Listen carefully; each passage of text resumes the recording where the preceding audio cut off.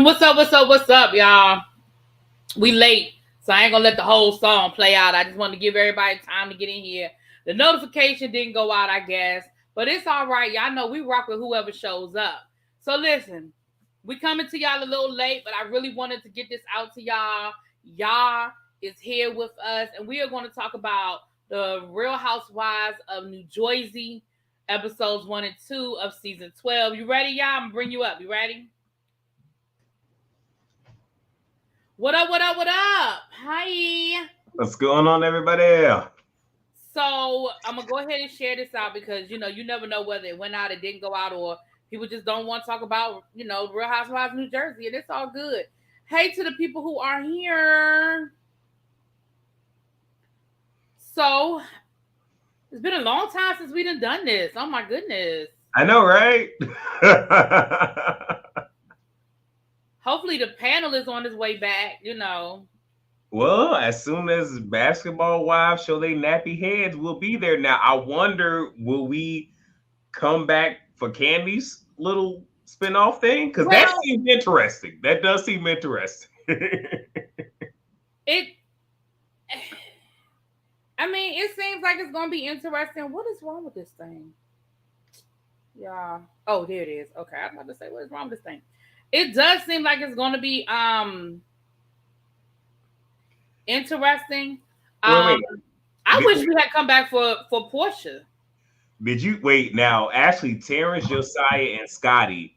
Yeah, I know they did it, and it was hilarious. It was the bee's knees. But did you see Jonathan's latest little comment? Because I feel this is going to be the point of contention. It is. It's probably going to be the point of contention for all of us. But I'm not surprised that you feel the way you feel because, yeah, I'm not surprised you feel the way you feel. We'll get to it. We'll get to it. Hi, everybody. So what's up, Star? Star, girl. Let me see. Wait, do you have your notes? Do you have your notes for the first 2 episodes? Or should I go off of mine? Because I actually still have mine, weirdly enough. Well, yeah, I don't have no damn notes. So. Come on now, stop playing. I don't. Okay, well, look, see, But I remember what happened in the first episode because really ain't too much of nothing happened until we got down to Louie and this damn little video. But we can go back to your notes because maybe have some little intricacies. So the new season of the Real Housewives of New Jersey started. And y'all know how we got to start off every new season. We got to see what everybody's doing, what everybody's been up to. So what's the first thing you have in your notes, y'all? Well, before I get to that, I do want to say to everybody that this particular season is different from most season premieres. Because typically a season premiere is everything is brand new, it's fresh slates. Like there might be residuals of a previous season. With this one, everything is from the previous season. So this is a continuation from season 11. So I want to preface it with that. What you mean by that? Because I don't know what you mean by that. Well, what I mean is just like you have Teresa commenting on, the whole, well, I said this last season, but this person said this. How is this not different? Just some. I feel like they always do that. They always go back to the old storylines. But a lot of it is pulling from last season. Is what I'm saying. A lot of it. Okay. All right. But we first start out with. So this is season 12, episode 1. It's not a whole lot here, but Teresa, her house is on the market, 6 months. They're about to close allegedly. She is moving in with Louie, so her and her 4 daughters. So I believe G is still moving in. And then Louie has 2 children. His eldest is out the house. The girls feel away because they have been living without being in the house with a man for so many years, I believe 5. So now they have to readjust to living with men now. And G is apprehensive about her mother jumping into this relationship so quickly. And then it's brought up that Teresa's having this party. And she's worried about Gia and her brother because there's some tension there. Shall I keep going? We're going to talk about it, what you want to do. Well, so the tension is, the girls still feel some kind of way about what Uncle said about their daddy. I mean, that was pretty much the tension, I guess. Was there more tension to it? No. I mean, that's pretty well. It's that, and then also them not, Joe not speaking to his nieces for 6 months. But something in me just feels that, though I feel like it's natural, part of me feels like he ain't talked to them for 6 months for a storyline. Like, I hate to think that, but you gotta think about it. Joe and Melissa ain't have a storyline to first last season. They got one this season, so I feel it's a put on, but I could be wrong. Okay, well, I guess we'll jump to Dolores. So, Dolores has her regular house that was being constructed on last season. Um, Her ex-husband Frank Sr. was supposed to have had it done by now. It's not done. But if y'all recall, over the last 2 seasons, she's very difficult to work with when it comes to house renovations, not just her own. So I can see why it might have taken longer than need be. But her children have pretty much are out of school. Gabby has recently graduated from college, so she is now a veterinarian, so a doctor.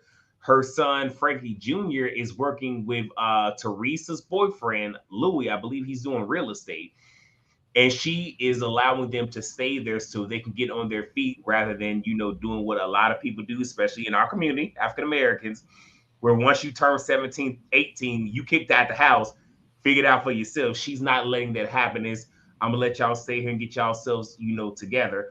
I also feel because things are rocky between her and David, I think she's letting them stay there rent free because there's a safety net there. Yeah. Personal.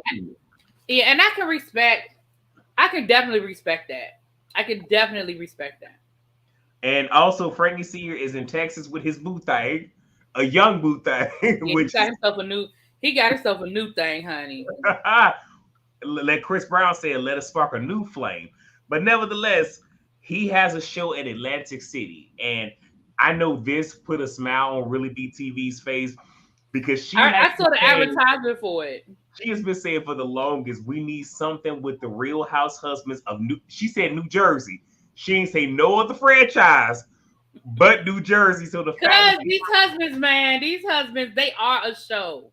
They are a show. So they have a show in Atlantic City, and he's getting prep for that. But you have Dolores like, I need my door knobs put in, my baseboards are like, forget the show, forget your girl. This needs to get done. But I'm pretty sure her children don't mind that much. Plus, you shouldn't mind if you live in somewhere rent free. Like, you have an opinion, but you kind of need to button that lip just a little bit. So we get to Marge and her Joe. I say Joe because there's Joe B, there's Joe G, which is Joe Gorga, and then there's Juicy Joe, which is Teresa's ex-husband. That's how we differentiate the Joes here. Okay. But she's with Joe B. Jackie comes by. Jackie lets us know her kid's going to camp. I love Jackie, but don't nobody care. They talk about that whole scene they could have kept because But that's the next episode. But yeah, they could have kept it. But she talked about her kids going to camp, and I'm not trying to diminish it. I'm really not. I'm just saying like it didn't really add nothing, But the video of Louie comes up between Marge and Jackie. Jackie whole thing is, look, me and Teresa just got on the good foot. Right. We just I ain't gonna be the one to say it. Don't bring me in this bull hockey, is what she said. Which I appreciate, but see, look. Now, y'all, I done been over here long enough, so y'all know me. Y'all know how I am. If y'all done seen me on the Whether You Like It or Not panel, y'all really know how I get down. I'm an instigator. I like to start ish. Here's the I don't throw a rock and have my hand. My hand is exposed. Y'all see, like, yeah, I'm a stir the pot. I don't care. But also, I'm petty. So if I made up with you and I get some juiciness, I'm gonna renege on us being cool because you done just ran me through the dirt last. I'm finna come for you. But Jackie better. She's a better Jewish person than I am. She's better than me. But she says she ain't gonna be the one to do it. 2 claps for her. Let me see. But Jackie does feel somebody closer to Teresa should bring it up, meaning Dolores or Jennifer. And then they talk about Jen being fake. I'm gonna pass it back to you. Oh, O Street. We're waiting to see if little baby will come, but she might not. I hope she does, but she might not. So, I I mean, I'm with Jackie on this. I'm like, listen, because I'm gonna be honest with y'all, and let me preface by saying I didn't see the video. Okay, so let me preface by saying I didn't see. I saw the video. I wasn't going to see it, but I was watching Terrence's review. Terrence showed the video.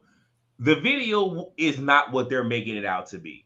Well, that's what I was going to say. I didn't see the video, but honestly, I really don't give a damn. I don't see what the big deal is. And no, I don't think he owes anybody a damn explanation about anything.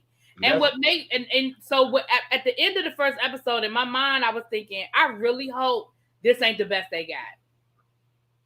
Now, one thing that I will say, and I did, and I sort of kind of agree with this, and I believe it was Mars that said it. Low key, get ahead of it. It's out there. Just go ahead, say what you got to say, and let that be that. And I do understand it, where it's just, and I mean, I believe it was Funky Dineva that said it. But yeah, I believe it was Funky Dineva. Don't let nobody spray you with your own tea. Again, no explanation needs to be given, but he could have easily just came out and said, like, look, I was going through this thing with my ex. I went to this retreat to help me be more in tune with my emotions. They had some very unorthodox ways, but it helped me get better. I shot this video apologizing to her. And even though it did not work with us, it made me a better man. And now I can be more emotionally available to Teresa, which is what she deserves given everything that she's going through. And that's it. And that's less than a minute of me saying it. He could have said, though he don't have to. He don't owe nobody nothing. But had he said that and that deaded it, what can they say to Teresa after that? Nothing. I mean, I get it, but again, I just didn't see where. I mean, I understand what you're saying. Get ahead of it. I could see if it was a video of him walking along the beach holding hands with another woman and the dates overlap with Teresa. I could see if he really was in this video with these men and they was doing some sexual acts or something. But from what the description and people in the chat are even saying, they made a big deal about the video. I don't even get the whole get in front of it. What is there to fucking get in front of? Like, I don't. Well, when I say get in front of, I mean go ahead and squash it so it doesn't continue.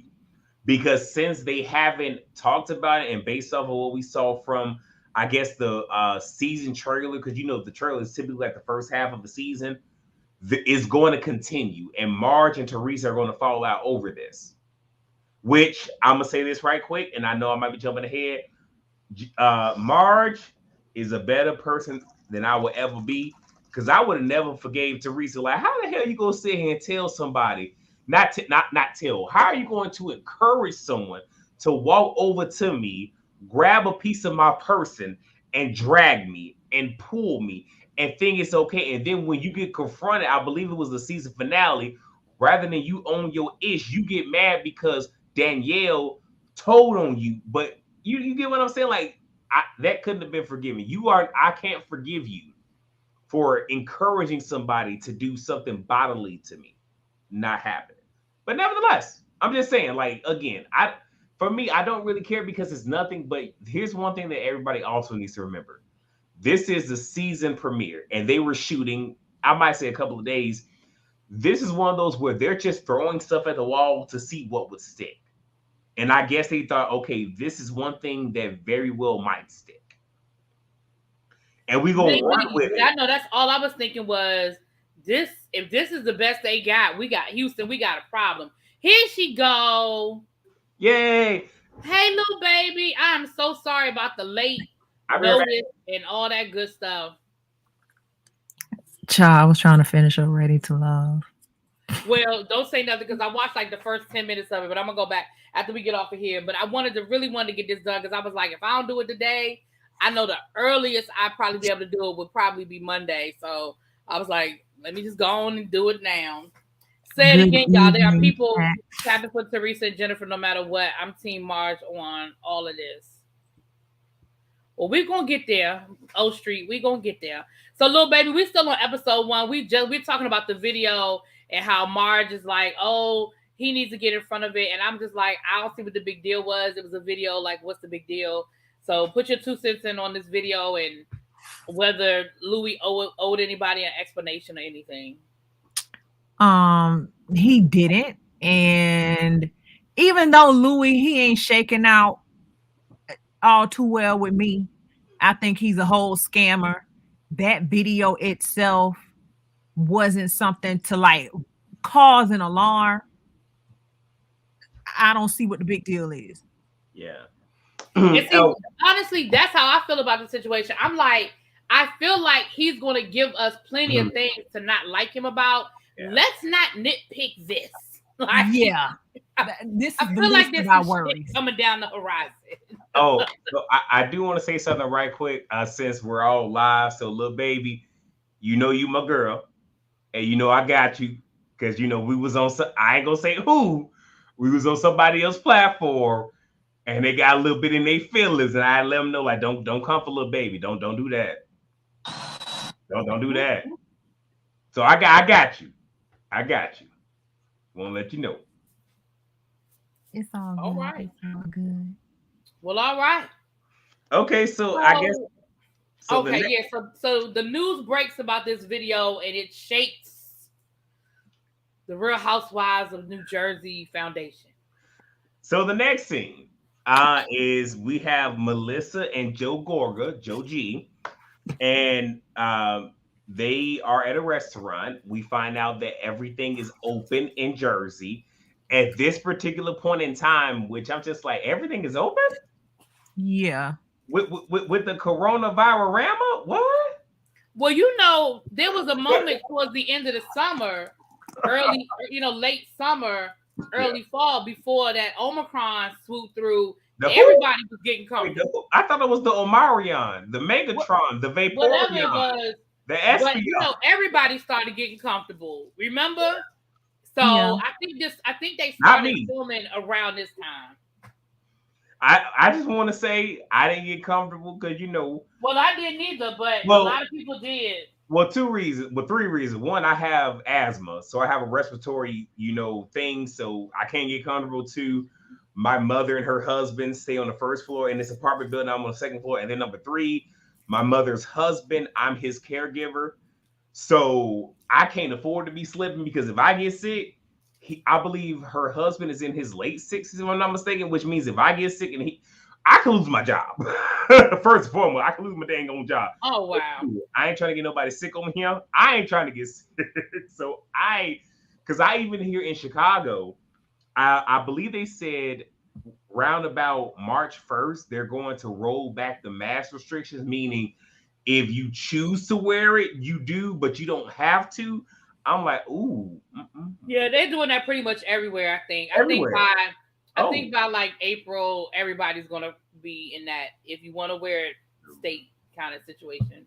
But anyway. But then we also have to take into consideration, I think Jersey was operating kind of like how a lot of southern states were operating. You can wear your mask if you want to. Well, what we did see that even though that was the case, that when things were being catered and whatnot, those that were providing services were wearing masks. So I'm happy for that. But Melissa and Joe, they're having like a little luncheon and whatnot. Excuse me. Then we get introduced to Tracy Johnson and Tiki Barber. They're a couple. Okay. Tiki used to play, I believe, in the NFL, if I'm not mistaken. I don't do sports. Yes. I don't do that much, but whatever. The New York Giants. Don't nobody care because he's just a token, so don't nobody care about him. But nevertheless, they meet up with them. They have allegedly known each other for 8 years collectively. The Gorgas, they are building a house, but they're currently living in the townhouse, which that's not anything that's abnormal. So it's understandable. Even though I'm going to say this because people didn't forget, I didn't say this in my review, but Joe, we not going to forget because the whole crook thing will come up in episode 2. But we not going to forget, like you went on the gram stunt saying that you was doing renovations, stealing from other people, and they had to call you out on the Insta of the gram saying that, sir, this wasn't you, this was me. But I ain't one to gossip, so you ain't heard that from me. For those of y'all in the chat, where did that come from? The whole I ain't one to gossip, but you ain't heard that from me. But continuing on, Joe is iffy about the whole Louie thing, and then he mentions the camp. So he has some background of it and says that, Louie went there to, and it's a release for men. And Joe whole thing is I'm keeping my opinions to myself because the last time that I mentioned my opinions in reference to Joe Jadiche, whatever the Juicy Joe, damn it, when he had his opinions about Juicy Joe, that created this whole snowball effect because not only was Juicy J upset because he was also in the blogs and even still in the blogs talking cash money. You had his wife, which is Joe Gorga's sister, not defending him. And you'll have to also realize Teresa is in business with her ex-husband. At a minimum, they have a sex toy line that they are partners in. At a minimum, it could be more. She's not going to speak out against her ex-husband to jeopardize their business. And then you also have his nieces that feel away because that's their daddy and blah, blah, blah, blah, blah. So because there's backlash there, he doesn't necessarily want to say anything about Louie other than what was already said at a comedy show, which we'll get to. His whole thing is, I'm just not going to say nothing to protect myself. Well, first of all, what we're not gonna do, and I know Lil Baby gonna be right here with me on this one. What we're not gonna do is gloss past Tiki Barber and his wife and that fairy tale story that she told. Hello. I am because they are friends of. So since you I don't give a damn. I don't care. Friends of whatever. You're not on the show. I'm not going. I know about it, but because you're not on the show as a permanent, I'm not going to give you. It don't matter. It don't matter. You trying to sell us a dream. So that's a bullshit ass story. And they didn't even flush their dream out because what sense does it make for him to be separated for 4 months when they got together? Yet the wife was 2 months pregnant. So even right then, you told on yourself.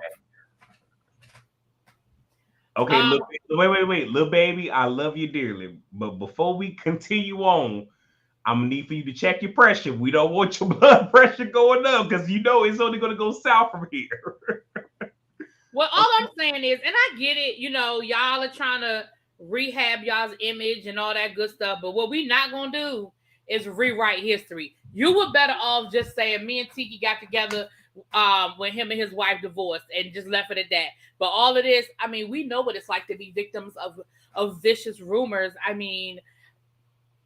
Things were said about us for years that just weren't true. Bullshit. Because and this is what I'm gonna say. When the wife didn't want you and didn't want Tiki in the delivery room, how vicious was the rumor? Well, not only that, but if the shit was on the up and up, Tiki wouldn't have lost his job. If you remember, Tiki lost his job when all that happened, and he got really bad press, right? Because she was working at the Today Show or whatever when they hooked up, and it was an inappropriate. Aside from the fact that he was married, the two of them dating was inappropriate because of both of them were working there, and it was some shit with that. I believe she was still in college when they first hooked up, wasn't she? She was an intern. I just got one thing to say. See, and her name is Tracy. So Tracy, because I know you want to be on this show. I was actually watching Nikki Starr, and Nikki Starr was saying because she doesn't have the accent and everything, she probably should be on like Orange County or Beverly Hills. But here's what I'm gonna say to you: if you really wanted to be a full-time housewife, what you should have done is talk to your husband Tiki and had him bring on his ex-wife. That would have made you a cast member. You would have been a full-time cast member had you brought on the ex-wife. And y'all went deep down into it because y'all trying to give us this fairy tale. And here's the reality on some real ish. And Tracy, you may never see this, but if you do see this, I want you to take a good look at Jennifer and see what she did because she tried to give us this whole my life is great, my life is this, despite the fact that Marge knew from jump, which I don't know how she knew from jump. But that's $1 million. The $1 million question: if you really truly didn't tell nobody, how did Marge? Because Marge says she's known for a minute. So if you didn't, how did you know? But what I'm saying is, but you see what happened with Jen, that she was trying to paint this fairy tale picture, and several seasons later, that whole facade is breaking. The mask that she is wearing is crumbling. And you get to see the realness of it. So even if you come back next season, there's a good chance they're probably going to get Tiki's ex-wife. And you're going to have to confront the realness of what happened. I hope you're ready. But I feel in my spirit, little baby got something to say. I feel it in my spirit. It's real. Go ahead, little baby. It's heavy. No, that's all I have to say about that. You know, just the fact that they got up here and tried to sell us a hill of beans with that story, that cockamamie story. They should have flushed that out even more, because again, in trying to rewrite history, you still told on yourself. And that was Tiki was not out of his relationship with his wife when he started his relationship with the current wife. Yeah. Well, the next scene is with Jen. I'm going to gloss over this right quick, and I'm going to throw a little bit of shade. We find out she had a nose job and a chin job. So what happened is she went to Turkey to see her brother, met his child. I don't know if I think it's a boy. I'm gonna just say his child. His mother, their mother, met her over there, and they reconciled. I'm gonna come back to that in a second. But while she was there, that's when she got her chin job and her nose job, because her husband said she is the worst patient ever, and he ain't gonna do nothing on her. So she did over there. But here's the one thing that I will say. For those who watched last season, if y'all watch my reviews, and even when I was over here on ReallyB's channel, I said, I'm not talking about Jennifer and her parents' situation. Mostly because, and we'll get to this momentarily about people getting in grown folk business. This is your parents' business. And you're inserting yourself. So you are literally making your parents your storyline. I don't like that. Make your husband and your children your storyline, but not your parents. And then also, Jennifer is male. Yeah, that's what G is doing. She's trying to become a full-time housewife and making her uncle her storyline. We gonna get there. But I'm saying, but also, Jennifer is male identified, because when her mother said to her that I married my husband, your father, very young, it was arranged, and then we moved from Turkey to here. And what y'all didn't catch is her saying, when we moved, I didn't have a safety net. Right. So I'm over here without brothers, fathers, whomever, and I'm just relying on your father, meaning whatever he does to me, I have to just take it. No, they put that up last season. They said that. No, they did. But what I'm saying is, but she did not necessarily connect with her mother. She identified with her father. And it's like, and I get that it's very complex, but it's like, you really made your mother out to be like, oh, well, you're so wrong for doing that whole thing. But what I said was, and I even said this in my current review, because since they made up, if they revisit this, I'm not talking about it. I refuse to talk about it. But I'm gonna let y'all go. Go ahead. Well, I mean, and I know we're going to get to the whole Gia thing in a minute, but that's how I feel about the whole Gia situation. My thing is, and I said this in my review, your relationship with your father isn't his relationship with your father. Yeah. And it's, and I understand. So we'll get to that when we get to that, but I feel the same way. Her relationship with her father isn't the same as her mother's relationship with her father. And like you said, she should have stayed the hell out of it, because you don't know. You know what your parents allowed you to see. I tell people this all the time, and I know people, we talk about my parents, and we talk about my parents being like, maybe the Cosbys isn't the best description anymore, but I never saw my parents argue. I had one time seeing my parents have a full-on argument. I've never seen that before, and I thought they was gonna get divorced. I was like, oh my God, they're getting divorced. Because they never, that does not mean my parents never argued. That didn't mean they didn't disagree, but they did it behind closed doors, and they didn't do it in front of us. And so just because you didn't see certain things from your father doesn't mean your mother's lying. But right. It doesn't, you know what I mean? And so for you to put all of that on your mother, like she's wrong for feeling the way she feels, that's not fair. You don't know their experience. So I agree. I'm not going to say I ain't going to talk about it, but I agree with what you're saying. Go ahead, little baby. No, I just had we'll get to it. Okay. So the next one, we get it. Now, I want to say this right quick. Even though I'm gonna say Melissa, it ain't Melissa, it's Joe. Because I don't understand how your husband is more like he has more confessionals than you do. But nevertheless, we have Melissa, and we find and Joe is going through the motions. We find out that Louie is upset about what Joe said about his video. And somebody, so when they were doing a little tour, the house husbands, somebody asked him, "How do you feel about Louie?" And what he said verbatim is, "I never miss my brother-in-law so much." Now, and I understood it was his way of trying to not really address the situation, just like that's between my sister and her boyfriend. But in him saying that, it does really lean towards like, what do you mean you never missed your brother-in-law so much, despite the fact that your brother-in-law pretty much put your father against you, put some things in his head, put your sister in prison, amongst other things. So for you to say that, I could understand why Louie might feel like you ain't never missed him so much. What?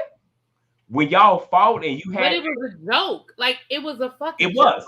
It was, but that was mentioned and that upset Louie. And what I got upset about is rather than Louie, and this is me being a dude, rather than him either just calling Joe and talking to him, or hey, let's talk about this. Louie went to his girlfriend, which is Teresa. Teresa went to Joe. And there's a lot that gets mixed up in that translation. And you have Teresa, which if y'all have watched this since Joe came on, it was either season 2 or 3. I believe it was 3. There has always been the issue with them. And she always goes at him for, not supporting the family, this, that, and the third. And I really felt like on some real ish, Louie should have never included Teresa on that. He should have addressed Joe directly. Like, dude, can we go out for lunch? Can we go get some drinks and whatnot? And let us sit down and discuss it. But because he didn't do that, now there's more tension between them. And was there anything else? I'm sorry. So Joe says that he just chooses to stay away from all of this, to just stay calm, keep everything down and whatnot. And he's not going to the party at the moment. Ladies? I saw it the first time, Willie. Thank you. Go ahead. Go ahead, little baby. Yeah, that's the reason why I don't trust Louie. It's very obvious that he studied Teresa. She was even gushing at the reunion how he did everything right, because he basically studied her. He watched all of the seasons from first until now. He studied the woman. He knows her, how she operates. He knows how she thinks. He knows what to do to cause division. He knows exactly what to do. I just want to say one thing. I know a lot of people don't like David, but I'm gonna say this. I want to compare David to Louie right quick. David ain't the best person, and David was Dolores's boyfriend. As of right now, they're not together. But when you look at David really wasn't trying to be on camera. No. David whole thing is I'm here for you and whatnot, but I'm not trying to be involved in the mess. And that, even though David got his ish with him, I respect that, because he's letting everyone know, like, I'm not here for the cameras, baby. I'm here for you. When it comes to Louie isn't giving that. Louie is giving, I'm here for the cameras. He's giving a Simon essence, Portia Simon, where I'm doing all this because I want to be in the cameras. I want to be in front of everything. Right. I want to be a house husband, child. There it is. But go ahead, ReallyB, since little bit. Well, no, I agree with everything y'all just said. I mean, honestly, I don't think I trust Louie very much either. Like I said, that video I didn't care about. But Bridget Weiss, you make a valid point. Louie should have also expected that since he's with Teresa, folks would dig into his past, but he wanted a TV moment probably. So I agree. I feel like that video, I mean, at the very least, it was out there floating around. So they should have been ready. I mean, it shouldn't have hit anybody off guard when it came through. And for him to reach out to Joe, you and Joe have been building up this for lack of a better word, relationship, you should have been able to pick up the phone and say, yo, Joe, I saw the clip. Like, really? You know what I mean? Like, he could have even turned it into a joke and they could have moved on from it. Yeah. But for you to be so in your feelings that you had to call Teresa. But again, he knew how to get her. He knew Teresa, when it comes to a man and anyone else, he already know what's going on. Can I tell just a small story of my life right quick? Because this is gonna tie in, and I'm gonna speed it up real quickly. I'm not really cool with my eldest brother. This really hasn't ever been a secret. But when I was in high school, he had a girlfriend that he ended up marrying, had a child with, this and third, whatever. When I met her, something about her didn't sit well in my spirit. And it's one of those things where my discernment, or intuition, whatever you want to call it, is seldomly wrong. Something didn't sit right about me with her. And slowly but surely, we fell out every time that we were around each other because my brother not only downloaded her about me, because I have this reputation in my family to where I get into it with adults. It's not the whole thing of, well, y'all is snapping off, so there's a reason. No, y'all just be on one, which I'm not. If I go off, there is a reason behind it. So he downloaded her on this. So she would intentionally pick fights with me and then run to not only my eldest brother, but my mother and tell her version of events to make me look bad. And this happened over a course of some years and whatnot. But I say all of this to say she knew what she was doing eventually. Everybody saw what I saw in her initially. And it just is what it is. And I say all that to say, I feel that Louie did the same thing as what Lil Baby was saying, that he studied Teresa, studied Joe Gorga, knew what the relationship was, and is playing to it to where, oh, this happened. I know that whenever something comes up, you are going to jump down your brother's throat. So I'm going to say it to you, and I'm going to let you do my dirty bidding to come at your brother rather than, you know what? Let me talk to your brother man to man. And we hash this out as grown men.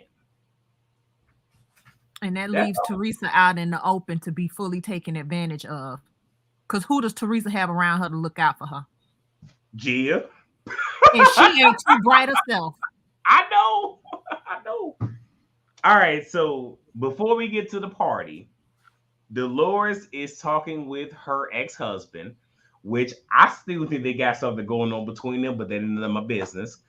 But she says to him that she feels that she needs to talk to Teresa about the show because Frankie Sr. is out, because I believe is, who is it? Joe Gorga, Joe Bonino, Frankie Sr., and I think maybe Bill. I forget who the fourth husband is, but it's a show and she knows about it. So she feels, maybe I should bring this to Teresa. And she said it to her ex-husband. So now we're at the party. Teresa called Joe. We find out because Joe said he wasn't coming. Teresa called Joe, apologized, this, that, and third, and he showed up. I feel that production told her to call him. Because typically, I don't think that Joe and Melissa would miss out, but I really do think that Joe's whole thing is just like, I'm not trying to do this. So I think that production told them, you going to call him and patch this up. Then we have Marge. She says to Tracy, Jackie, and Melissa that she doesn't feel that Teresa would bring up the video, which she doesn't need to. Louie, but what I thought was interesting was how they kept acting like, oh, we need to talk to Teresa before she sees the video. If all of y'all saw the video, what the hell made y'all think that Teresa didn't know that video was out there? Like, they were making it seem like it was some big ass secret. Like, it's not. Like, it's not a secret. But go ahead. I'm sorry. No, it's cool. So she calls Louie while she's trying to get stuff together. Louie says that he won't stay long, but he did. Dolores tells Teresa about, the show. And Teresa replies like, "Oh, that's nice. I like that." And when I first saw that, I was just like, that is out of character for her. But Teresa lets us know she knows about the video and she's playing dumb. I'm like, which isn't really hard. okay. So Louie then at this point speaks to all the men, which part of me felt like, okay, that's commendable. But I felt like it was kind of mad because like, okay, you're speaking to everybody, which is cool. But if there is this issue between you and Joe, y'all ain't talked about it yet. But nevertheless, he speaks to everybody. Marge then downloads Dolores about Joe, Teresa, and Louie and what happened. And Dolores isn't happy because she just talked to Teresa. Teresa like, oh, well, this is all nice, but now she's hearing, oh, so Teresa already knew about this? The hell? So we don't get nothing on that, to let y'all know. But Marge says to Teresa, she feels that Louie needs to address the video. Now, when it comes to this, I understand what Marge is doing. We are showing up to work. We're trying to make this thing happen. But you are out of line to sit here and say to Teresa that this man needs to address something that has nothing to do with the immediate group. Because he needs to address nothing. And here's the reality. We know they already talked about it. So if he already talked to Teresa about it and she's okay with it, though I don't like Teresa like that, if they already talked about it and she's okay with it, y'all need to be okay with it. Right, because the only person that y'all claimed y'all was worried about was Teresa. So once you found out that Teresa knew about the video, then it should have been like, oh, well, if you good, I'm good. If it ain't bothering you, it ain't bothering me. Pretty much. Yeah, like I said, I really felt like they made way too much out of this damn video in the first episode. And I was like, it took us the whole episode to get to the good shit. Because the good shit is what came next. Yes. Little baby, before we continue, you got anything to say? No. Okay. So then Marge says to Teresa, I already said that. So Teresa says Louie he owes no one an apology, which is factual. And I wish that because the majority of them are, Christian, I wanted Teresa to say, are we not Christian? When we give our lives to Christ, is our past life not, null and void and whatnot? And I know I'm Jewish, but I was Christian before. I know the word. I know the New Testament. I wish she would have gone there, even though Teresa ain't that bright, but nevertheless. But I don't even think you have to go that deep. Like, I don't even think it has to be that deep. It's just, listen, it's something that he did after a breakup. He was in that space. It was good in that moment. And that's it. That's all. Like, I don't even think you got to go so deep as to, well, we're all Christian and we forgive. Like, I don't even think it's that deep. It's just because I just don't think the video was that big of a damn deal. You know what I mean? It wasn't. But now I understand what you're saying, but I don't even think it had to be that deep. Well, I'm saying for me, like, I'm one of those where I'm going to exhaust every option and every different vantage point. So when I give it to you, you understand where I'm coming from. Because my thing is, I want to silence you when it's all said and done. But she says he owes no one an explanation. Facts. Is pretty much his story, his part, which means that it's independent of me because it happened before me. So right. It doesn't apply right now. Right. And like I said, I could see if this was something that happened while he was still with Teresa. Yeah. Then that's another conversation. But, And then she also pretty much put the cherry on top with the whole, this is my house. You gonna respect She sure my did. house. She sure did. Like, we're not gonna talk about this, not today. Yeah, she sure did. Now, she did do that. Little baby, she absolutely did that. Okay, now get to the good stuff. Get to the good stuff. Wait, little baby, you got anything to say before we get to the good stuff? No, just in that video, I was tired.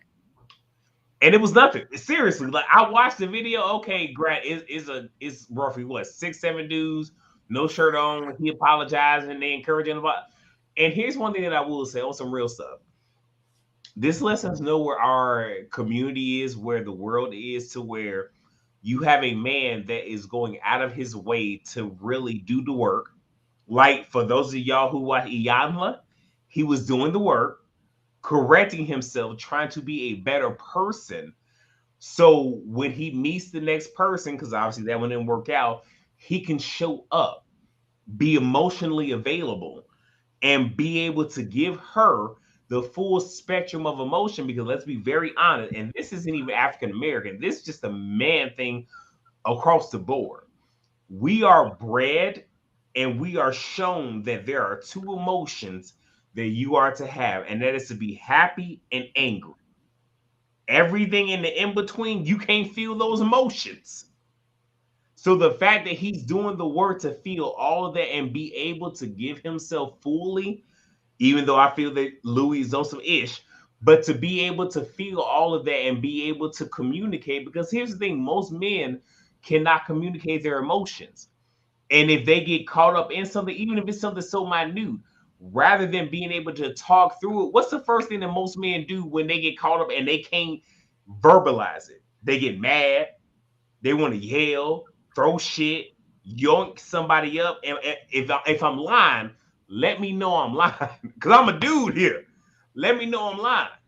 So the fact that he was going to a camp to put it, and I did hear that he was a Scientologist. So this was a Scientologist camp. That ain't my business. I'm just saying, y'all put two and two together. But at least he was doing the work. And rather than be like, you know what? I don't agree with it, but I respect you doing the work. You have a chauvinistic, a misogynistic individual like Joe Gorga not really understanding it. It makes sense. But nevertheless, I'm going to leave that with y'all. We're going to continue on. Jennifer shows up. And the girls notice immediately her new nose. And this was very grammar school, very high school. But they were talking about it. They walked past her just to make sure, like, is it the nose? I think it's the nose. Teresa pulls Jackie over to Jennifer, because Jennifer's whole thing is like, they're being mean to me or whatever. But I guess she felt that, you know what, I might be able to talk to Jackie. But here's the reality though, sweetheart. And I'll take my glasses off. Because, let me be clear what I'm going to say. When it comes to Jennifer's mouth, I love it. I love it. Y'all know I will say some crazy off the wall ish. I love that. Talk your ish, but stand in it. In this particular instance, you can't stand in it, because if y'all go back to, y'all ain't even, look, I'm going to give y'all an assignment. You ain't even got to watch all the last season. Just watch the reunion. Jennifer gave Melissa, Jennifer, and who's the other one? Jackie and Mark. Jackie and Mark. She gave them the blues.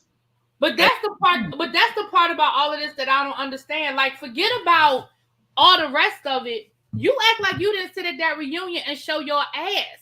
You act like you didn't go on the Instagram and call out Melissa, Joe, and Marge. Like, you act like you didn't do none of that. For you to sit there and act so innocent, like, why are they coming for me? And I get it that her husband is collateral damage in this whole situation. But let's be clear. He's no angel either. He fucking cheated on his wife.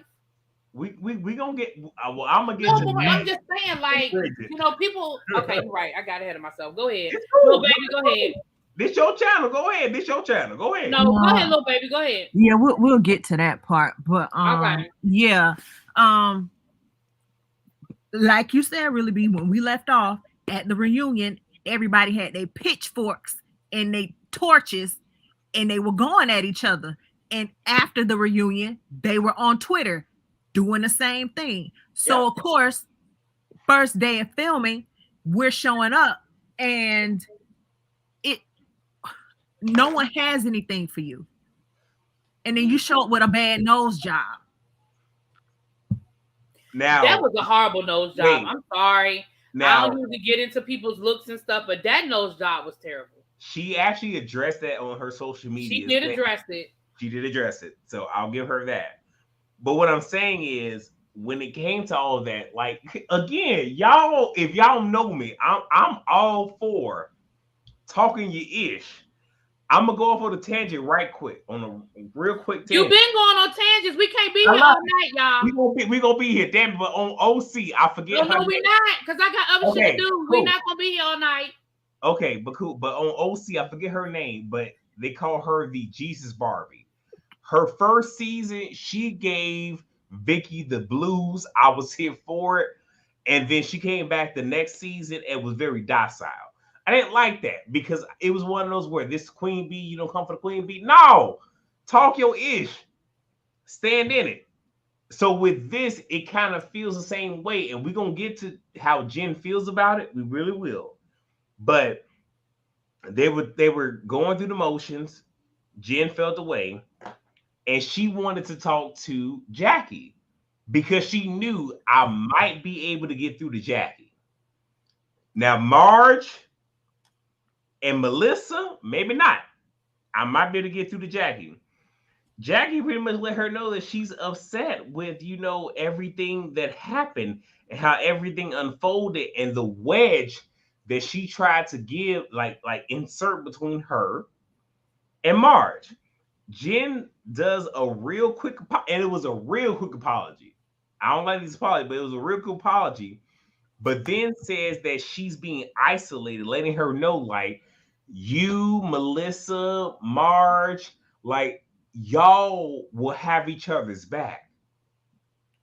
And though I'm cool with Teresa and Dolores, they won't have my back like that. And that was very telling. Because here's the thing, though I'm here for Dolores 20% of the time, 25% of the time, she will always have Teresa's back.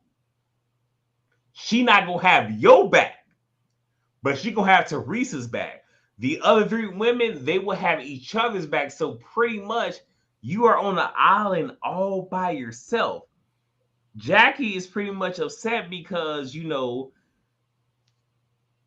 I already said that. So Jen, I said that already. So Jen pretty much is just like, she's cool with Teresa and everything. They won't stand by me. Then she starts to cry. Jackie says to her, I will be a friend to you if you be a friend to me. I think this was Jackie's whole thing of, let me try to at least have the deck stacked. Because I don't know where this season is going, but I'm cool with these two over here. I'll be cool with you. Be friend to me, and we'll be okay. So Jen says, you know what, it's tit for tat, which I understand, and we'll get to it in episode, because episode 2 revealed everything, but she said it's tit for tat. And then Jen brings up money, husband, everything, and I forgot to mention, Marge came over, because Marge is like, I'm gonna have my damn scene. And Marge says, okay, well, you're bringing up your husband and your life and everything. Your husband is making up for everything that he did in his past. Because you want to sit here and make your life be this great thing. You're not being honest.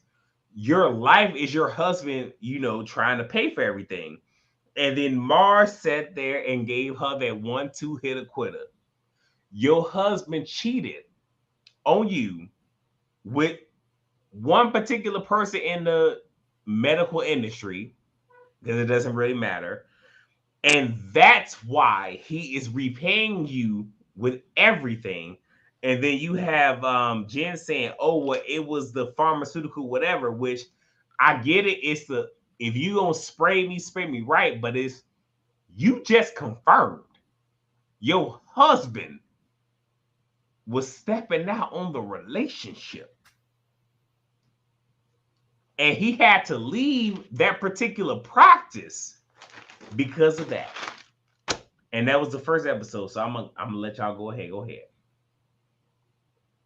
No, baby. I mean, you know, her face cracked to 1,000 pieces. It was Humpty Dumpty-ish at the end there. So yeah. All right. Well, since that spilled over into episode 2, where we see them arguing, and now everybody is finding out what Marge said, and that Jennifer basically confirmed that her husband had an affair. Which, of course, in the moment, everybody is acting like they're shocked, but we find out later on that a couple of people knew about it, and I'm still not understanding how Marge found out if Jennifer didn't tell nobody. But what that, you know what that tells me? That tells me that Bill was not even discreet about this affair. Because if Jennifer didn't tell absolutely anybody, and let's assume Bill didn't tell anybody, that means that Bill was out on the town, because she said she found receipts of them going out to dinner. So that means that other people saw them out, and that it's been out there in the rumor mill. And also, my thing, and it kind of aligns to what you said, my initial thought was, well, obviously someone knew her. Maybe she reached out to someone in that circle. Well, that's true too.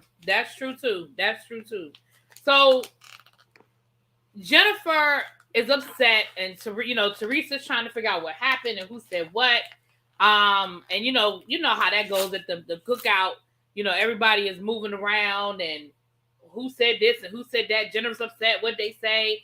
And again, everybody is finding out that Bill had an affair. And of course, poor Bill, he don't even know that his business is being sprayed. And he over at the bar getting a drink for him and Joe and the rest of the fellas. And Jennifer goes over and tells him she's ready to leave. She's ready to leave. Yeah. Let's go. Okay. Now on the way home, she tells him we see the car can. Wait. I do want to say something. Because it was something that Jen said that will come up later. But as Jen is trying to, defend her husband, she says to Marge, she doesn't insult, but she retaliates. And that is very important because y'all know, like, even though we did the whole Potomac thing, we're not going deep into that. We're not doing that. But she's saying that she doesn't insult, she retaliates. But in a lot of what happened in the last couple of seasons, you weren't retaliating, you were attacking. And the whole thing is, I understand now that given everything that we know, I know why she attacked Marge. Because given her situation, I can't really be cool with somebody who's the other woman. Because of what I went through. But had you expressed that, things would have made so much more sense. But we didn't know that. So you were coming at Jackie, and she said something later on in we're at episode 2 now. She said something where it's just like, we understand it. But again, if you got skeletons in your closet, why are you coming at somebody else? But go ahead, Really B. I just want to say that right quick. Little baby. Yeah, that's just always been my thing with Jennifer.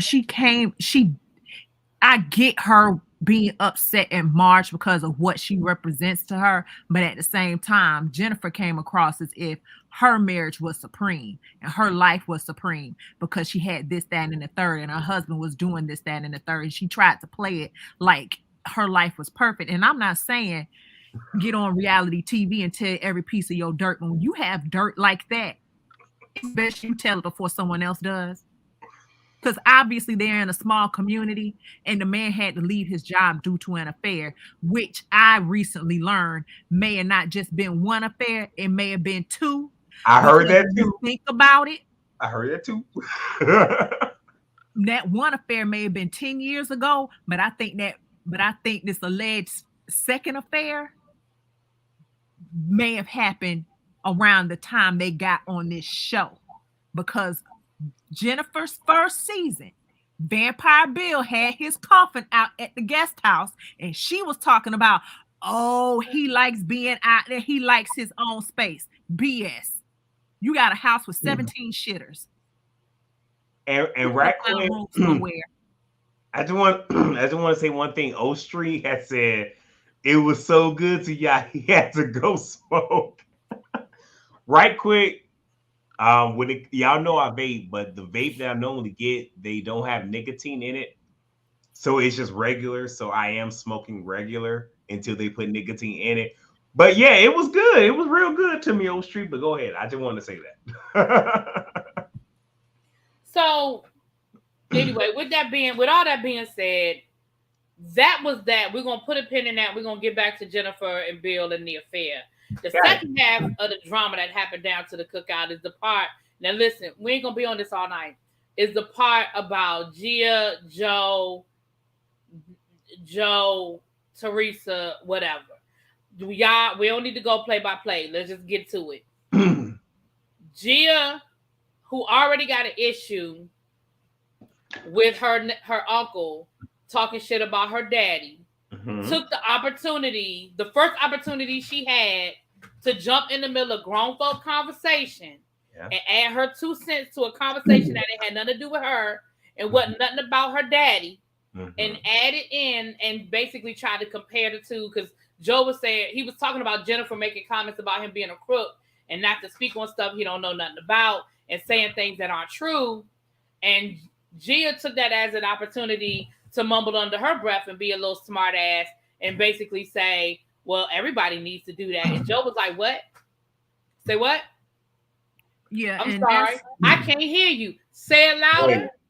And that's the talk. Honestly, that's what Gia kicked off the disrespect for me, because I get that she is now an adult and she can voice her opinion on things. Yeah. Cool. But here's my issue, Gia. You can't call yourself wanting respect, but then you started off the conversation disrespectfully. Exactly. Because again, she could have done the exact same thing she did and said, well, you know, Uncle Joe, or whatever the hell she calls him, that's kind of how I feel about the things you said about my father. And then that could have been a conversation. But that ain't what she did. Well, with the whole situation, because I said in my review, I was on both of their sides at different points. But I was upset with Gia because my whole thing is her uncle, he did try to pull rank saying, I'm your uncle, I'm your godfather, I'm older than you, all this other stuff. My thing with Gia is, if this was such an issue, well, I'm gonna take grown out of it, because she ain't grown. She's an adult, but she ain't grown. Nope. If you really wanted to address this, there were times before, or even if you wanted to wait till you were on camera, you could have been like, hey, can we go talk? And y'all discuss it. But because you're talking quote unquote under your breath, but loud enough for him to hear it, you knew what you were doing. So you were trying to entice a scene. And then I understood Joe's whole thing is, okay, well, go ahead and talk. Pretty much talk your ish. And her thing is, you're not going to be disrespectful, which I understood that too. I did, where Joe was coming out very aggressive, and I understand establishing boundaries. But you started this all very wrong, coming at him like that. And Joe's whole thing is, and I felt Joe is like, you know what? I'm going to get up and I'm going to leave before I say something that's very crazy and very disrespectful. Because one thing that I have noticed, and this is from personal experience, I felt it, where people have this whole thing, I'm so much older than you, I don't care. You're not going to talk to me in a disrespectful tone. But with Gia, she started the disrespect. I'm going to say that. And then when Melissa came over to her, though Melissa was trying to explain it, Melissa took a very dominant stance, and you do have the side of your husband. So when Gia laughed it off, I knew that laugh where it's just like, so you really finna get in my face and try to explain his effed up behavior, but you're not gonna say nothing to him. Now, when she said to her, don't get me aggravated, it's just like, okay, hold on now. You're doing a bit too much, because now you're misplacing your anger. And then when she went to talk to her uncle, and he's trying, now he wasn't letting her speak initially. I didn't like that she was just like, well, don't bring up my Nona. Those are his damn parents, girl. What you mean don't bring them up? And then she was like, you know what? This is when I walk away trying to have a moment. You can't start this all trying to have this adult moment and then regress to being a child. So it's like I understood both sides, but when the smoke clears, Gia was wrong for how it started. Because she could have easily just been like, "Hey, Joe, Uncle Joe, can we have a conversation?" and started from there. But I didn't like that Joe was trying to pull rank. I did. So I get both sides. I do. I do. Go ahead, y'all. That's it. I ain't got nothing else. Honestly, I just want Gia to not involve herself in relationships that pre-existed her own existence. It These people have been going at it since the dawn of the dinosaurs, and we all don't even have all the pieces of the puzzle. The truth is somewhere in the middle. One thing we know for certain is one crook is not in the country. The other, Joe Gorga, he has some shaky grounds the way he does business, but he ain't got locked up for it and deported. So, his ain't on official record nowhere. That's the difference. And also, listen, Gia, I get that man is your father. You can have his back, but at the same time, what you're not going to do is sit up here and play like he a saint. Because he disrespected your mother on camera, and you're not going to pretend like you ain't see that. They run them clips back every sent time. Your mama to jail. Exactly. Like, why? Again, I understand that that's your daddy, and that's why I said in my review, your relationship with that man don't have nothing to do with other people's relationship, and they have a right to their opinion. They have a right to their relationship, and they have a right to their experience. If Joe Gorga's experience if Melissa's Joe experience with Teresa's husband as brother-in-law, he's sitting back going, I have seen, and I'm not talking about Joe's personality because he got his issues too, but I watched this man disrespect my sister. I watched this man send my sister to jail. I watched the toll that it took on my parents. So yes, I feel some kind of way. I'm going to say what I want to say, and I feel how I feel. Now, I do understand that there can be a level of consideration and respect to his nieces. I get that part of it, but I also feel like he's not wrong for expressing how he feels in his experience. Especially since her own daddy ain't shut his trap. He running his mouth on Gorga. So again, girls, stay out of it. Let them two go at it. But you know what? And I will say that Juicy Joe is still talking mad mess to this day. But Joe Gorga did say something to her, and he was pretty much alluding to the fact that you are old enough to know what is going on. And that was his whole thing of, regardless of how you feel, you are the eldest. So you know what your daddy was saying. You know what he put your mother through. You know what he put your grandparents through. So it would be different if he was talking to the youngest of Teresa's daughters. I forget which one it is. That would be different. You're old enough to know. And I get it. You don't want nobody talking about your parents, because I'm not going to lie. Like, my parents divorced when I was 2 years old, so I don't know that. But there were times growing up where my mother would be on the phone talking to one of her siblings, and I'm in the car with her, and I would say, like, can you please, and I would ask her, can you not do this while I'm in the car? Because I know what he did to you, but can you not go down this route while I'm in the car with you? That was my thing. Like, I know he didn't go. He owned the glory right now. My daddy was a hoe. Papa was a Rolling Stone for sure. And that's the example that I was going to use. I hear what you're saying, Jonathan, but to me, it's the same example that I use when I talk about couples who are no longer together. And you can't be mad at your child for loving their father, because he's their father. Now, as a man, he might have treated you like shit. He cheated on you. He wasn't the man you needed him to be. He gambled away the paycheck. He didn't pay the phone bill. Fine. All of that can be true. But that's still that child's father. And so what you can't do is you can't get mad at me for having my experience. And again, I see what you're saying, Jonathan. And I'm not even saying that Gia doesn't have a right to feel the way she feels. But I think, and call me old-fashioned, call me what you want, but I don't think that it is her place to address him the way she did. And that's just how I feel about it. And one thing that I do want to say is, given everything that has gone on, y'all know what has happened, you know, and better yet, let's go with Housewives of Potomac right quick, and then we're not gonna be here long.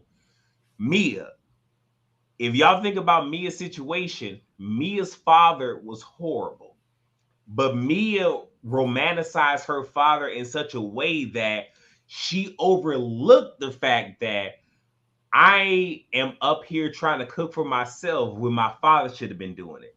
While I'm trying to cook for myself, my father is with another woman while my mother, his wife, is at work. And as I'm trying to cook for myself, I have these burns, 3rd degree. But when it's all said and done, rather than put the blame where it needs to be, which is on my father, I put the blame on my mother. And we also got to remember, when it comes to children and parents, it's always the opposite sex syndrome, where when it comes to the man, it's always the daddy's girl. When it comes to the woman, it's always the mama's boy. It doesn't make it right. Yeah. But that's and how and that's what I'm saying. And give me shelter. I love you, boo, but I disagree. I feel like she was disrespectful. I absolutely feel like Jill was disrespectful. But listen, that's what makes the world go round. I see people in the chat have different opinions, and we can all disagree, and we can all, feel differently about it, as long as we do it respectfully. Yeah. And everybody in the chat is being respectful, so we can disagree all day long. But you heard me say, when it came to Gia, like, I understood everything. I appreciate her establishing boundaries, letting her uncle know, you will not disrespect me. You will talk to me with a certain amount of. I understand all of that, because I'm the same exact way. But you started the BS off. You started the disrespect off. Rather than being direct with your uncle, you sitting here talking up under your breath and everything, and that started the chaos. I'm not mad. Again, that's why I said I understand both sides. I really do. I'm more on Gia's side than Joe's side. I really am, because I don't like that whole, well, I'm your uncle, I'm your mama, I'm your daddy, I'm your this, so you're going to talk to me like this. And it's like, I understand that, but you're not going to disrespect me because of your position. But Gia started it off on a real disrespectful tip. Because again, had she felt this way, she could have easily reached out to Joe. And if y'all been watching this since Joe came on, when Joe said, I love you since I first saw you, Joe meant that. Joe meant, and I absolutely he did. Because he really has tried to play a role in their lives, but at the same exact time, and I'm going to say this, and this is going to piss people off, Generation X then absorbed a lot of the baby boomers' ways and has perpetuated a whole lot of stuff. I know some Generation X's ain't going to like me because I'm Generation Y, but y'all fucked up. But can we go on to the next thing? I believe ReallyB is Generation X. Yep, she's Generation X. Yes, she is. What do you mean we fucked up? What are you talking about? So the very next scene. No. What do you mean we fucked up? I don't even know what you mean by that. So the very next scene, we got No.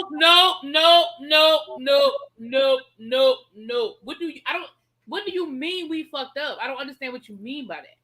What I mean is, and it's not a bad thing. It's really not. But with every when generation, you say fucked up, that's. Oh, I mean that. But with every generation, you tend to pull from the previous generation. My parents are baby boomers. My eldest and middle brother are Generation X.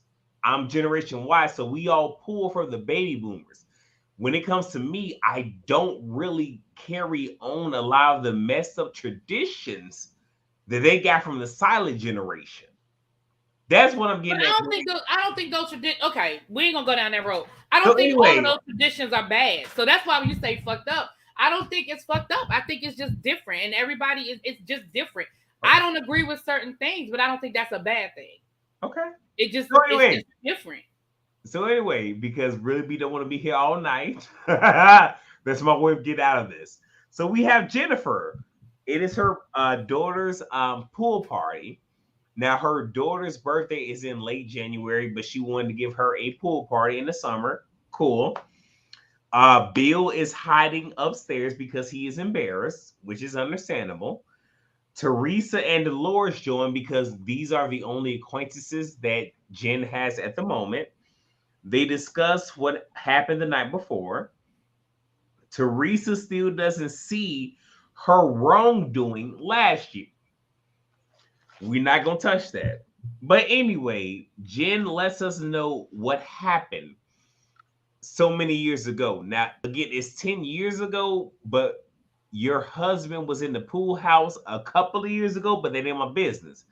But she lets us know that she was 9 months pregnant, about to give birth. She found credit card receipts, which lets her know that her husband was cheating. She also found some text messages, brought it to his attention. Things got a little bit chaotic. She went into labor, which means that it was a little bit premature, not ultimately premature, but slightly.